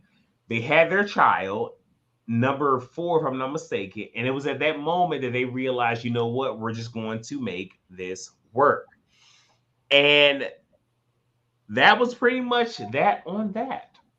So anything before we get to Jackie's non-existent scene? No, and we can just skip right over that because that was just a waste. We don't need to even talk about Okay, that. long story short, Jackie was with her brother, mother, father, husband, children. They going off to camp. Next scene. No, So, wait a minute. Hold, pause. Come, oh, slow down. okay. What I was saying was, because I'm saying we could skip over Jackie, but going back to Jennifer, I don't judge Jennifer for deciding to keep to work on her marriage. I don't judge Jennifer for forgiving her husband. What's up? What's up, D? Hey, boo. I'm not one of those people because I feel like everybody's relationship is different, and I can't tell nobody else how to be married. So I don't judge her for deciding to stay in that marriage. I'm not going to go down that road. Little baby, anything? Oh, go ahead, little baby. I'm sorry. I understand why she stayed, which is why I don't understand why she won't cut her mother slack. Thank you. And that is where I disconnect, because honestly, her and her mother are in the same boat. You are at a disadvantage financially. You can't even though in the divorce, most likely she would get most of Bill's earnings, but nonetheless, she still has to find a way with no employable skills, no degree, no kind of training whatsoever to earn an income for her and those kids and maintain that lifestyle before the dust even settles out of court with all of that litigation. So I know why you stayed, which is why I don't understand why you can't see it from your mother's POV on why she had to stay and endure the BS from her father. Yep. Well, again, we and I want to reiterate this before I continue on. The only thing that I like about Jennifer is the fact that she has a sharp tongue, razor blade snake in her mouth. And I love it. I really do. I love when you can get somebody up off your back, but I don't like that now we're playing innocent and defensive. And also, I was also say that I don't know if I said it earlier, when it comes to why she did not like Marge earlier, has she expressed even to Marge, like, look, I feel this way because something happened in my past with my husband and blah, blah, blah, blah, blah. You never said that. So you attacked Marge and Marge did not know why. So you mad because Marge had this dirt on you for some years. And she alluded to it since you've been on, but never said nothing until right now. And you mad, but it's like, it's kind of warranted, especially with what you did with Jackie. It's warranted, but nevertheless. So we talked about Jackie right quick. So now we have a split scene. We have Marge and Dolores in one scene, which we'll talk about first, and Jen and Jackie. So with Marge and Dolores, they're furniture shopping. We find out that in Dolores's regular house, there's no railing on the stairs. So the dogs are falling off, which I have a dog myself, so I'm saying and whatnot. So I thought that was cute.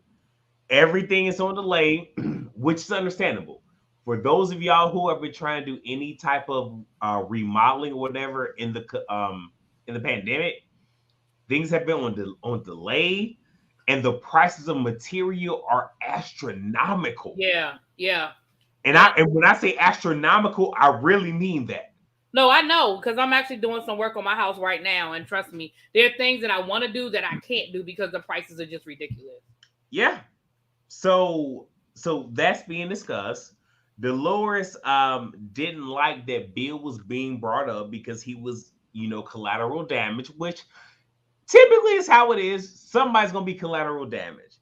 And Marge brings up that Jen was calling all around town trying to get information against Jackie. And the thing is, when it came to Dolores, she was like, she came to Frankie Sr. because they were already on the phone with her. So I would assume that Bill was on the phone with Frankie Sr. And she asked questions because she was being nosy. And y'all know how Dolores feels about Frankie Sr. We're going to take David out of this. Y'all know how she feels about her baby daddy. So she heard that and she's like, oh, she was trying to get some information from him, but other people. So now Dolores is like, okay, I thought you were wrong before, but because she was going out of her way to get some dirt, I see why you going at her the way that you going at her. And Marge brings up, I already said that, and then Dolores brings up her little townhouse party. So before we bring up Jackie and Jen, ladies. I can appreciate that Dolores stood in her shit and was like, yeah, well, I felt some kind of way. I thought it was wrong. But then once Marge gave her, well, this is why I did it. And I did have this information and I sat on it, even though she used to come at me and, judge me and make these nasty comments about me. I sat on it and it just got to be too much. It just got to be too much for me. So I can appreciate that Dolores, in the beginning was like, yeah, I wasn't feeling it. I ain't agree with that. Little baby. Yeah, I can't agree with Dolores on that. Because it was embarrassing. Let's be clear, the way she brought it to her, it was definitely face cracking. But at the same time, it's like, I see why Dolores is like, hold on, wait. You up here crying and shedding tears and whatnot. Yeah. But here you were honestly trying to be a willing participant and trying to play on the degradation of Jackie's family, trying to find out cheating rumors when you know what infidelity can do to a family. So it's like, I get it. Y'all are at war and you're going at it, but you can't take this moral high ground all of a sudden now that you getting it. Let's be clear. Let's just go ahead and be honest. Marge made up her mind that she was going to drop that tea this season after what went down at the reunion. Ain't nobody going to tell me that she ain't make up her mind that that's how this shit was going down. I'm not going to say she didn't make up her mind, but I feel like in the first episode, she wasn't trying to bring it out right then. And it was just like, you know what, screw it. I'm going to just drop it on you right now. I feel like you would drop it, but not then. And another thing I don't like from Jennifer is my kids, ma'am. You knew you were coming on a television show and you had to know at some point in time this had to come out. And I get it that your kids are young and they probably weren't going to be able to process this. But at the same time, you were coming on TV and you're in a small community. Everybody knows everybody in some way, shape, fashion, or form. This was going to get out. You should have been prepared then for this. We'll get to that in a second. So now we have Jen and Jackie.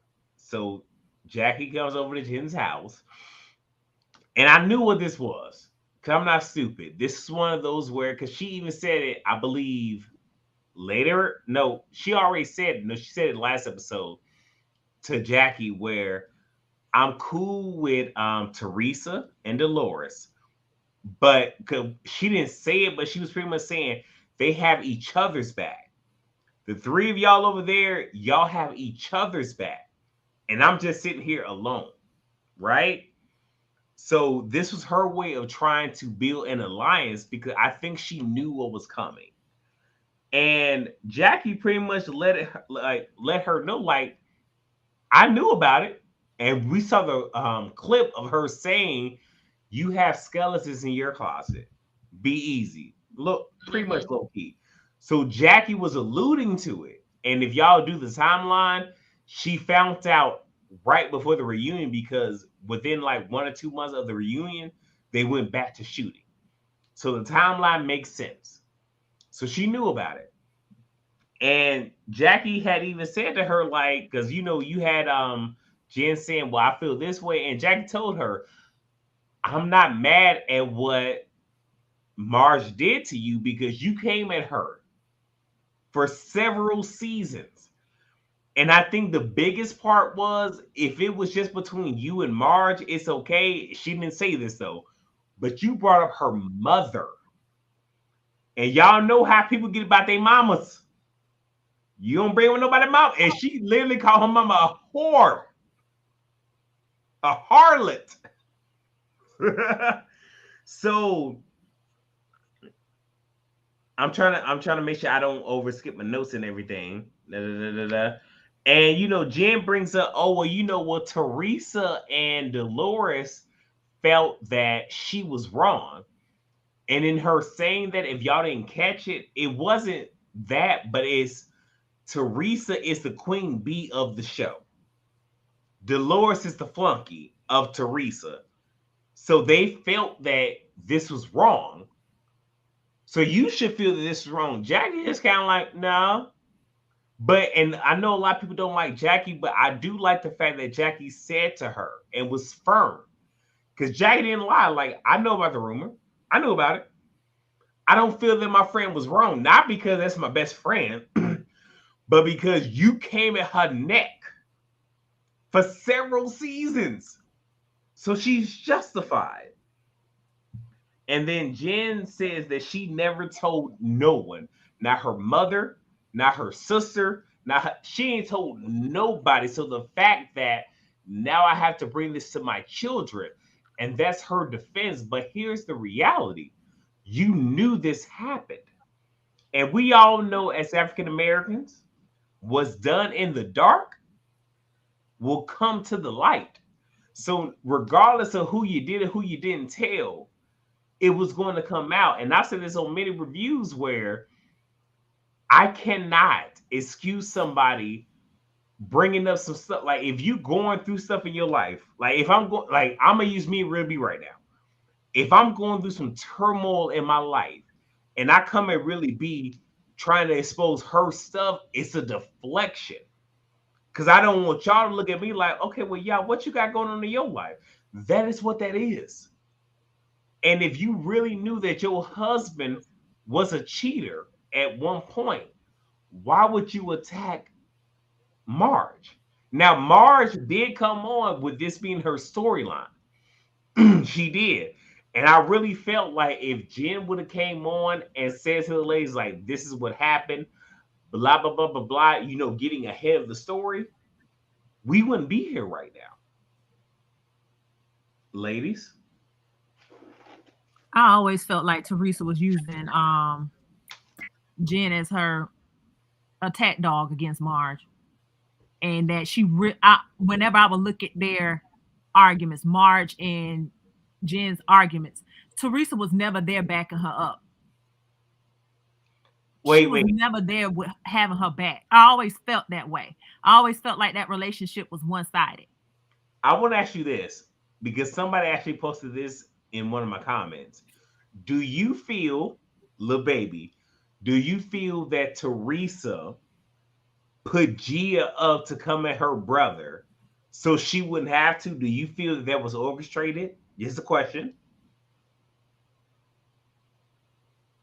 It could have been. It's not out of the realm of possibility, but at the same time, Gia's been around the cameras, and so she knows how this game works. She knows how to work it. Well, when it comes to the whole camera thing, I think this is also Bravo's way of trying to incorporate a younger generation to what's coming on. I think Bravo understands, like, okay, these ladies are getting older.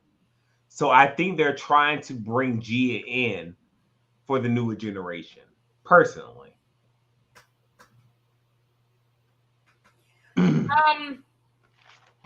I wouldn't be surprised to see that. And I mean, back to the whole Jennifer Teresa situation. At the end of the day, somebody said in the chat, Teresa and Dolores just weren't Jennifer's friends. I'm not gonna go so far as to say they weren't her friends. I'm just gonna say there are levels to this shit, and I don't think they were on the level that Jennifer thought they were on. You know what I mean? Yeah. Because I mean, I know I'm jumping ahead a little bit, but when we get to Dolores' party, the way Dolores we're came there. We're there. We're there. All right. Well, listen. Well, we at Dolores. So Dolores is having a housewarming. She said that she likes her little townhouse, that she don't even really want to move back into her real house. She said that her and her man ain't really been seeing each other like that, and there's definitely trouble in paradise. We can just skip through all that bullshit, okay? Now, the ladies are showing up, and Marge and Melissa are talking to Dolores about whether there's, what's going to happen when Jennifer shows up. Baby, Jennifer showed up, and as soon as she walked in the door, she started crying. Dolores was like, what's wrong with you? Okay, so I want to say a couple of things right quick. So first, because your best friend Epi is in the chat.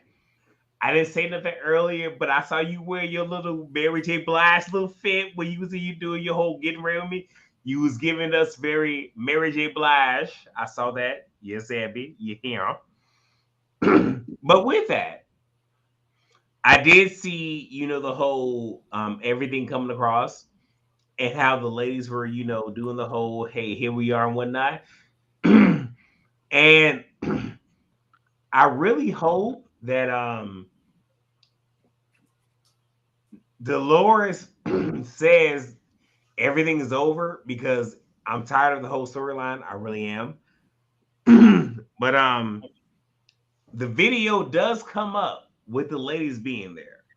The video comes up, and they're all discussing it. Jen joins, and Jen is very awkward, but I feel that she was playing up for the cameras. I really do, because nobody really came at you. So you're walking. Nobody came at her. I think she expected them to greet her with apologies, and they didn't. Apology for what? Because she thinks Marge is wrong. I mean, look, there's some real stuff with her and Marge. They have been going at each other left and right. And for the most part, Jen has been the victor every time they've gone at it. Damn near. But who finna have your back? Because again, if we go back to everything, has she came forth and said, my husband did this to me and whatever, people will understand, but nobody knew. Now, Marge knew. Nobody else knew. And you know what? And people got mad. Literally, I was watching reviews and whatnot. People were mad at Marge. Like, why didn't you say this before? And you kept this in your breast pocket and you held on to it. That's how it's supposed to be. Like, I will reveal this when it's advantageous for me. And when she brought it out, when I tell you Jennifer's whole face broke. And I don't think that Jennifer was mad because, this has to do with Bill. I think it's because she felt that, I'm embarrassed. Because I never got to tell this story. And that upsets me because when I tell y'all, I love it when somebody's mouth is reckless. If y'all go back to Orange County when Gretchen was on there and Gretchen gave Vicky the business, I loved it. I love it when somebody can stand there and to be like, this is what this is. But Jen couldn't do that. And I didn't like it. Like, you gave them the blues at the reunion. But now you want to be like, oh, I'm sorry, and no, whatever. Right, because Joe ain't even got a chance to answer. Joe and Melissa ain't even had a chance to take a piece of it yet because of this situation. Like, because Joe is ready for her, okay? Ready. And I think, honestly, she would have had Dolores not found out that piece about Frank. Had Dolores not found out that she was calling Frank trying to get information and basically drag him and subsequently her into that mess, she would have had an ally. But when that happened, that's when Dolores was like, you're not about to sit up here with these tears and try to play. You got you have a flogger, you got a loaded cannon, you got a sawed-off shotgun, you got nooses, you got all this over here too. Ain't nothing about you innocent in this. All right, so we can go ahead and finish this up right quick because we've been here a long time. So the video comes up. At this point, we're not gonna talk about the video. We didn't talk about it. Jen then comes in. It's very awkward. And it shouldn't be awkward, but it's in this moment that I felt like Jen was playing up for the scene. Like, be sorry for me. But my thing is, again, I can't feel sorry for you because you literally, for the last couple of seasons, you came at people and she said, and I'm jumping ahead a little bit, she said, like, everything that I said, I critiqued you on what you put out there. Because there were people trying to compare Jen to Candace from Potomac. And when it comes to Candace, and we can agree to disagree, 9 times out of 10, Candace was reacting to something that was going on. When it comes to Jen, Jen wasn't reacting. She was initiating. So it is what it is. But continuing on right quick. So Jen, joins and said it's awkward. Jackie chooses to be a friend to her. And Jackie is being, like real intensive. Jen is crying. Now, Dolores, if y'all remember when Dolores spoke with what's her name? Marge. Dolores' whole thing is like, oh, she was calling my ex-husband. That was that was Dolores' whole thing. Oh, you call my ex-husband. So Dolores didn't care. So when you have Jen crying, Dolores' whole thing is, why are you crying? Right. Why? And she was so serious. And I think Dolores' whole thing is not why are you crying, but you set things in motion. You push things out there.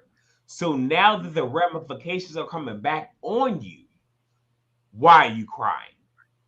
And then Marge came in on some straight G-ish, like, what you crying for? Marge was even worse. Marge was like, girl, what you crying for? Like, I laughed. So let me see. I got that. I said that right there. So then Jen is saying, like, everything that, she had critiqued. So at this point, everybody's gone. So it's just Marge and Jen.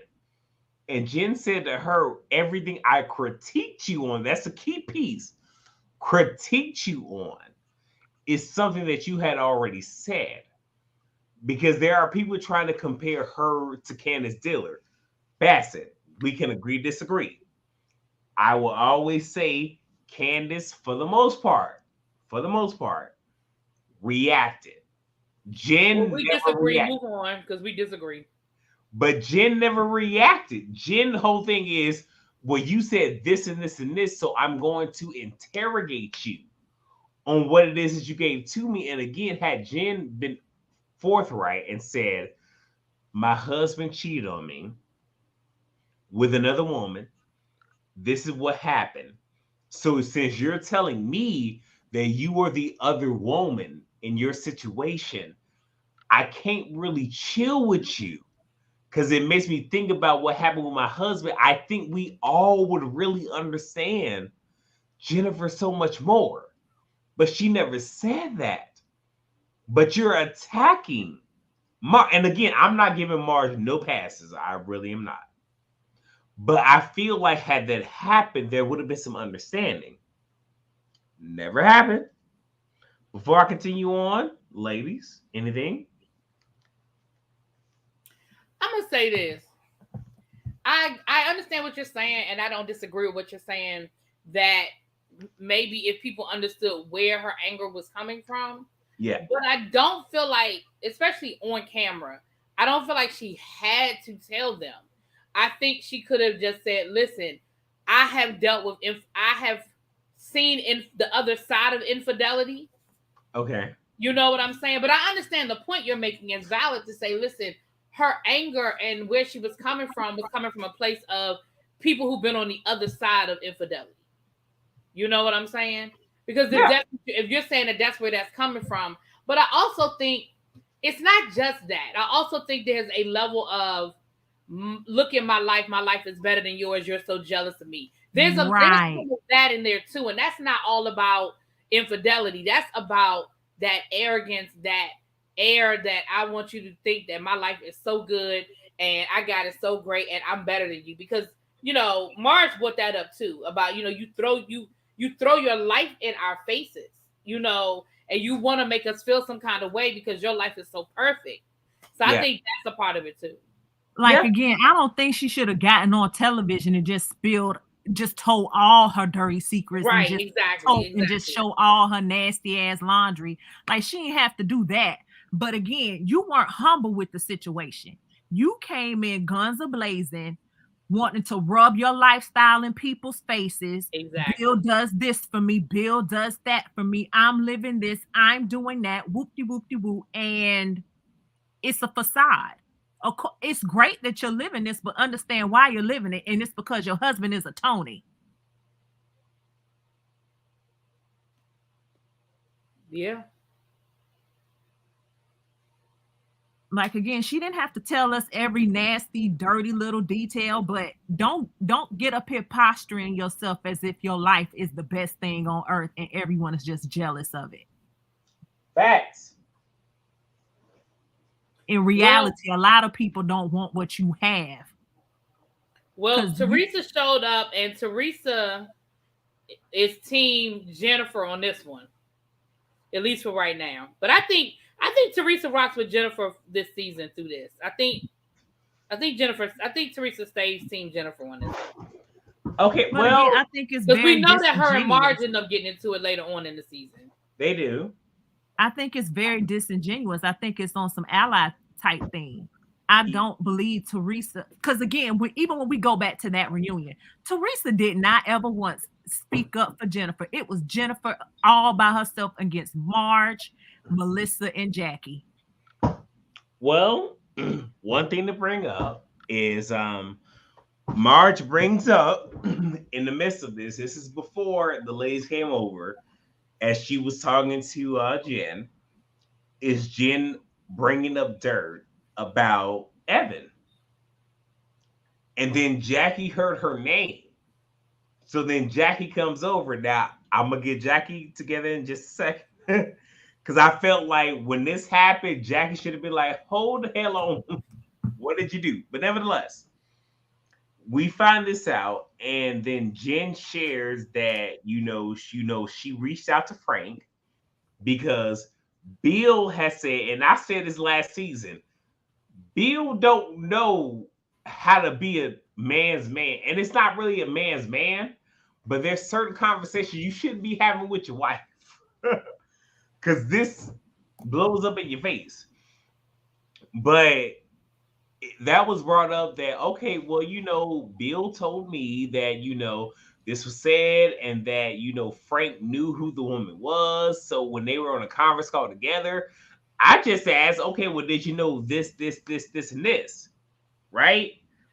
So when that all was brought up, and Jackie heard her name. Jackie comes over, and Jen is trying to diffuse it. Like, well, I only talked to Sharisa, whoever this person was, but why did you say I also reached out to Teresa's ex-husband? So you're sitting here trying to be like, well, I only said this to this person. No, it was more than one person. And I was mad because, Jackie, I think Jackie whole thing is let me have as many aces in my pocket as I could. And we'll go from there, because in that moment, I would have been one of those like, you was really reaching out to various people? Right. Better than my husband? And then Jennifer defended herself, talking about something. It was just out of curiosity. Everybody was curious. No. You said you never believed the rumor. So what is there to be curious about? Yep. So when the other woman came over, because Jackie came over, and again, it wasn't really the other women. It was Melissa, because Melissa ain't got a storyline. Melissa brought the other women over, and Jackie's whole thing is, look, we not talking about Evan. We not doing this. Y'all ain't found nothing. And then turn to Jen. It's just like, you was trying to find something. Your husband did something. My husband didn't. And I was just like, I get it, but it's just like, Jackie, you're doing too much, baby. You're doing too much, ladies. Yeah, that's when Jackie lost me, because Jackie keeps going on about this cheating thing. A sliver of me, because I was looking at Evan, glasses off, and I wasn't at a TV screen. So, but a sliver of me believe there's some truth to that rumor. Because when she was like, I can comfortably sit and tell my children that it's not true, I'm like, can you really? Do you really know where your man is at all times? The only reason why I believe that it's probably not true is, like she said, everybody looked high and low. Like, everybody was looking. And I mean, we know that things don't immediately or always come out, but the fact that we heard nothing after that quote unquote rumor that Teresa put out there, and okay. And we're going to wrap this up, but I really enjoyed Teresa on Ultimate Girls Trip. And it's almost like the minute she gets back in New Jersey, she's just a dumb blonde again. For her to sit there and act like she don't understand the difference between, like, she don't understand why what she did is just as bad as what Marge did, but it was just a rumor. All I said was I heard a rumor. Teresa, if you don't go sit your ass down somewhere. All right, so to go ahead and end this right quick. So Jen says to the ladies, well, that was over 10 years ago. And then Marge said, okay, well, what you commented on about me was over 30 years ago. And it's the whole slut shame. It was just like, I didn't really like that, but okay. And then Jen brings up her kids. And even though I do feel for the kids, I really do. Because my thing is, if you knew this was in your back pocket, why would you call on the show? But you're trying to bring me your kids, like, oh, but my kids are going to find out. And if that's the case, I've always said, if you got something going on in your life, like me, I deal with anxiety, depression, amongst other things. From my time in the military, previous life, whatever. I deal with that. I try not to get in other people's business. Like, if I came at Really B or even Lil Baby about something that happened with them, I can't get mad. They'd be like, bro, you done dealt with depression and anxiety, wanting to kill yourself when you was this many years old, blah, blah, blah. I understand it. So my thing is, if you're dealing with this, why would you go there? Right? And then Jen brings up her kids. Now, Marge said this one thing that I understood it. Oh, some real issue. I think it's probably the same thing. Yeah, because I didn't like it either. Go ahead. Said, well, kids are resilient. They can go to therapy and blah, blah, I didn't like that at all. I didn't like that. I didn't like it. I didn't like it because in saying that, it's like kids are supposed to be kids. Let them live their lives as kids. But you saying that kids will be kids and there's therapy, you're pretty much saying like they'll get over it, but kids should not have to deal with adult issues. Exactly. Yeah, I didn't like that at all. That was similar to what Tasha K said about Cardi B. Well, she rich, she can go to therapy. So what? I'm out here lying about her. You know what I mean? Like, no. No. Yeah, I ain't like that. That was too far. that was too far. So, to go ahead and wrap this up, because we're pretty much done, the ladies decide they're going to table the issue, is what they did. Teresa then says, because she was talking with Dolores, and Dolores trying to download her on everything. And then Teresa says, well, Marge, you were upset with me for what I said at Jackie's husband's birthday party, context. But then you were at my party and you did the same thing. And then Jackie, I loved it. Look, even though I was upset with Jackie in many moments, Jackie was on some ish. Because when Jackie initially said, I understood why she did what she did, and I agree why she did what she did. Like, I appreciate Jackie. But Jackie said to her, okay, well, look, she came straight to Jennifer with the ish. You went to everybody else but me with the ish, ladies. Valid point. That was a valid point. It was. And let's see. And other than that, Teresa. No, that was really it. Like, yeah, that was it. They bring it up. Jen got in her feelings, and Jen could not stand in the ish, and she left. I felt that was very performative. Because again, if y'all go back to last season's reunion, Jennifer stood in her ish with her razor blade tongue and gave everybody the business. But now you can't deal with it and you want to leave. But that was it. Any final words, little baby? No, I don't have any. Any final words, y'all? I said everything I had to say. Well, I'm gonna say this, and then we're gonna get out of here. First of all, thank you guys for being here. Thank you everybody for being here. At the end of the day, I think we could say that the ladies of the Real Housewives of New Jersey showed up to work. I mean, listen, the last 5 minutes of the first episode and all of the second episode, I was here for. Now, they could have kept the first 30 minutes of the first episode, but, that's what's to be expected at the beginning of a new season. We got to go through the boo, boo, boo, bullshit. But, I mean, so far, the whole second episode, the ladies came to play. Don't forget, I pinned the comment in the chat. If you would like to participate in our Super situation it's a donation. They're gambling. It's a donation. It's a donation of $10. It's a donation of $10. We are not gambling. It's a donation. But other than that, thank y'all for being with us and hanging out. Appreciate it again. We agreed to disagree respectfully around here. So thank y'all for all of y'all's 2 cents in that. And we gotta get out of here because, baby, I am sleepy. I don't know if y'all can tell, my eyes are getting heavy over here, honey. But don't forget, tomorrow morning I will be on the Kamisha Reviews channel. We will be having our I was going to say, whether you like it or not, Lord have mercy. I'm used to doing that with y'all on here. I'm used to promoting whether you like it or not. We will be having our Ready to Love panel tomorrow morning.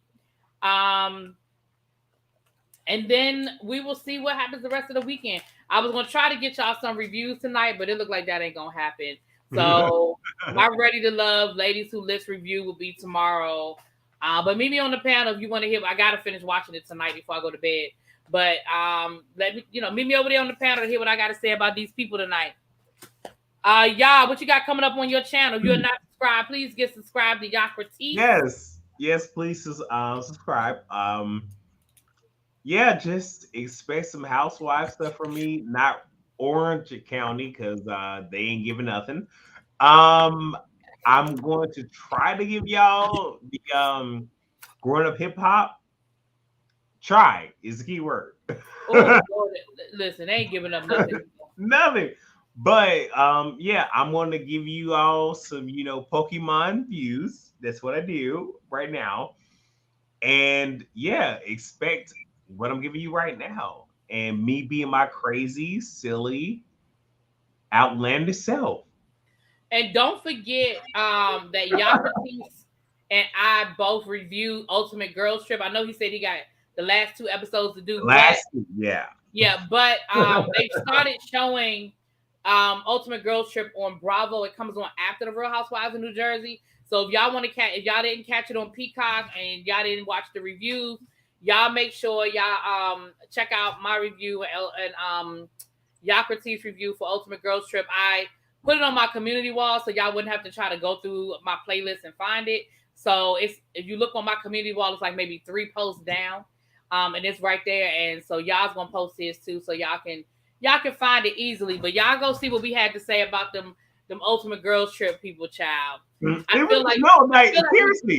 Seriously, it was good. I have it was really good. Ultimate Girls Trip was good. Yeah, they're about to roll out season 2, and it's gonna be at Dorinda's estate. I believe, I forget where it's Berkshires. We're in the Berkshires.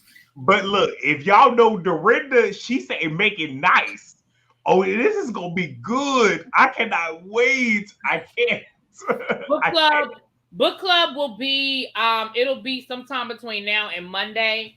Only because I have a Super Bowl party to go to Sunday night, and before I go to the party, on Sundays we do at 12:30 we do the power review. So if I can get when we get done with the power review, if I have time, it'll be Sunday. If not, it'll be Monday when I get home from work. But I'm aiming for Sunday before I leave to go to my Super Bowl situation.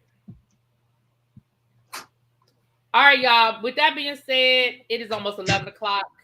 I'm an old lady. I'm about to turn into a pumpkin. I love y'all, and I will talk to y'all later. Mwah. Peace. Bye, Avon, y'all. Bye, everybody.